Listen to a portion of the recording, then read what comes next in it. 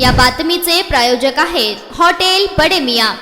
अंजमुनी ए इसरो मुस्लिमीन और फॉरेस्ट बड़ी मस्जिद जमात की तरफ से मोटिवेट स्पीकर मोहम्मद अनस इनका शॉल बड़ा गुलदस्ता देकर सम्मानित किया गया। इस वक्त प्रोग्राम में मौजूद बड़ी मस्जिद जमात के अध्यक्ष नसरुद्दीन नदाफ, सेक्रेटरी अकीब शेख, सद्दाम शेख, ईशा शेख, शकील शेख, समीर कुरैशी, सरफुद्दीन तंबोली, मुस्ताक शेख, कदीर शेख, मौलाना सरफुद्दीन, हाफिज मुबीन फुलारी, माजी नगर सेवक रियाज हुंडेकरी, MIM पार्टी के अध्यक्ष शौकत पठान, समीर शेख, मोहल्ले के सभी लोग मौजूद थे। हमारे पत्रकार गफूर सौदाकर, इनकी यह रिपोर्ट।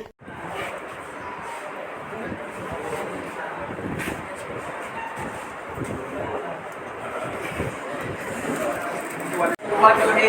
कोई बड़े स्टेज से और दुनियावी तालीम की बातों से शुरुआत नहीं की थी। जो मशहूर हमारे मौलाना है मौलाना तारिक जमील साहब, उनके बयानात को जो मैं सुनता था और सुनकर ठीक उसी तरह उनके बयानात को मैं एग्जैक्टली उन्हीं के टोन में, उन्हीं के अंदाज में वापस से बोलने की कोशिश करता था। और उस तरह मैंने जो शुरुआत की थी, तो बोलने की शुरुआत मैंने मकतबों में जाकर, मस्जिदों में, मदरसों में जाकर की थी। और तब से जो है अल्हम्दुलिल्लाह पब्लिक स्पीकिंग और लोगों के सामने अपनी कुछ बात रखने के लिए जो फील्ड में अल्हम्दुलिल्लाह मैं काम कर रहा हूँ, तो उस वक्त से अभी तक मैं ये जान चुका हूँ कि बोलने वाले से ज़्यादा बेहतर और उम्दा सुनने वाले होते हैं। क्योंकि बोलना हर किसी को आता है, चाहे वो आपस में एक दो इंसानों के बीच बोले या फिर हर कोई के बीच बोले, लेकिन मुतमईन होकर किसी एक इंसान को सुनना, चाहे 5 मिनट हो या 5 घंटे हो, तो वो एक कैपेबिलिटी होती है इंसान के अंदर कि वो बैठकर सुने। और जब इंसान किसी को सुन पाता है अच्छी तरह से, तभी वो अच्छी तरह से भी बोल पाता है।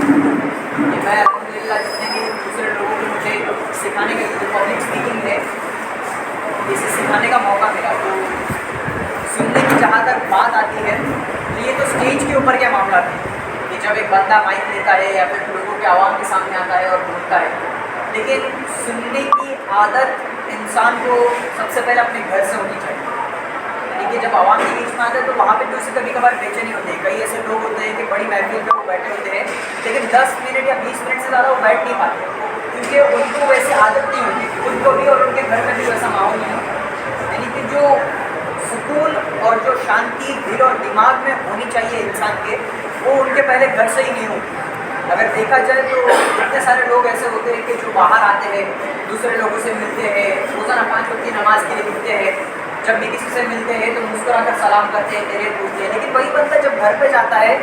तो वो अपनी बीवी से फिर ऊंची आवाज़ में बात करता है, बिना किसी मतलब के अपने बच्चों के ऊपर गुस्सा करता है, बिना किसी मतलब के अपने वालिदैन के ऊपर आवाज़ चिल्लाकर बात करता है।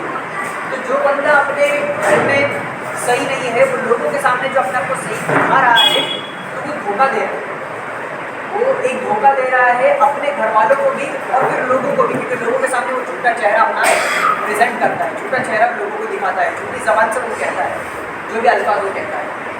तो सबसे पहले हमें अल्हम्दुलिल्लाह ये चाहिए कि जब हम हमारे घर में होते हैं तो हमारे घर के मामला किस तरह से है। अगर मैं आप लोगों को मेरी बात बताऊँ तो काफ़ी सारे लोग बोलते हैं कि अनस तुमने छोटी सी उम्र में अल्हम्दुलिल्लाह ये किया, तो कैसे किया। कुछ ज़्यादा उसके अंदर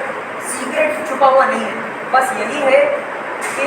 अगर कोई बच्चा है तो वो वालिदैन का फर्मा बरदार हो, और अगर खुद कोई वालिदैन है तो वो बच्चों के लिए ज़िम्मेदार होना चाहिए। क्योंकि ऐसे तो हम दूसरे जो भी चीज़ें होती हैं जहाँ पर हमारा वक्त बर्बाद होता है, उसमें ज़्यादातर हमारा इंटरेस्ट हम दिखाते हैं। कई वालिदैन ऐसे होते हैं जो अपने बच्चों को एजुकेशन लाइन में आगे ले जाना होता है तो बस उन बातों के लिए हाँ हाँ तो हामी भर लेते हैं, लेकिन जब किसी शादी में जाना हो या फिर किसी फंक्शन अटेंड करना हो, कहीं वलीमे में जाना हो, तो अपने बच्चों का हाथ पकड़ कर ले जाते हैं। कई माएँ ऐसी होती है, कई बाप ऐसे होते हैं कि पूरा खानदान आ रहा है, बेटा आपने भी जाना ज़रूरी है। हो सकता है कि बेटी के उस वक्त, बच्चों के उस वक्त एग्जाम चल रहे हो, लेकिन फिर भी माँ बाप उस वक्त कॉम्प्रोमाइज़ नहीं करते, घर में फिर भी एजुकेशन को वो तरजीह नहीं देते। हाल ही में मैं अपने यहाँ पुणे में जो बैठा था, तो अल्हम्दुलिल्लाह मैं ये समझता हूँ कि हमारे इस दौर में जो नबियों वाला काम कर रहे हैं, यानी कि उम्मत को सही रास्ते पर लाने वाला काम है अल्हम्दुलिल्लाह, जो आलिम दीन है, जो अपनी पूरी ज़िंदगी मदरसों में जो है इल्म तालिब इल्म बनकर इल्म हासिल करते हैं और फिर अपने अपने मोहल्लों में जाकर पूरे इंडिया में, यहाँ तक कि पूरे दुनिया में जो है इस्लाम के परचम को और इस्लाम के मैसेज को फैलाते हैं। उसी तरह मैं एक आलिम को सुन रहा था, वो कहते हैं कि हम शादी ये सुन्नत समझ के तो कर लेते हैं, जब बच्चे की उम्र होती है 20 या फिर 25 या फिर 28 साल की होती है तो शादी सुन्नत समझ के हम पहली फुर्सत में बच्चे की शादी तो करा देते हैं, लेकिन एजुकेशन का क्या? जब अल्लाह ताला ने फरमाया है कि आप लोगों को अपने अंदर एक इल्म का ज़ख़ीरा बनाना है, आप सल्लल्लाहु अलैहि वसल्लम ने कहा है कि आपको इल्म हासिल करना है, उसके लिए चीन भी जाना क्यों ना पड़े। इकरा जो पहला लफ्ज़ आया कुरान शरीफ में माँ बाप का जिक्र है, कुरान शरीफ में नमाज का जिक्र है, कुरान शरीफ में अदब अखलाक की सारी चीज़ों का जिक्र है, लेकिन उसके अलावा सबसे पहले अल्लाह ताला ने अपनी तारीफ से पहले ये वर्ड उतारा इकरा, कि आप लोगों को पढ़ना है। इतना मुमकिन आप लोगों को अपने अंदर एजुकेशन हासिल करना है कि भले ही आप लोग स्कूल कॉलेज या फिर कहीं पर बड़ी डिग्री अगर हासिल ना भी कर पाए, लेकिन अपने अखलाक की वजह से आप लोग जाने जाओ, अपने अखलाक की वजह से पहचाने जाओ। मटन, चिकन आणि बीफसाठी प्रसिद्ध असलेलं सोलापूर शहरातील विजापूर वेस्ट येथील प्रसिद्ध hotel Bade Miyan paya tahari mutton biryani, chicken biryani, mutton seekh, chicken 65 आदी मिळण्याचं एकमेव ठिकाण hotel Bade Miyan. मटनमध्ये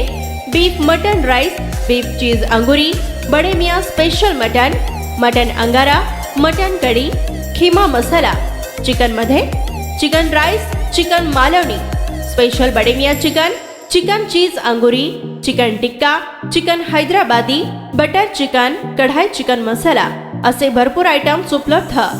mutton biryani, chicken biryani, बीफचे स्पेशल डिश सुद्धा जेवणासाठी उपलब्ध।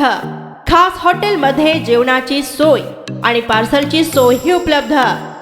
स्वस्त आणि मस्त जेवण मिळण्याचं विजापूर वेस्ट येथील एकमेव ठिकाण हॉटेल बडे मियाँ।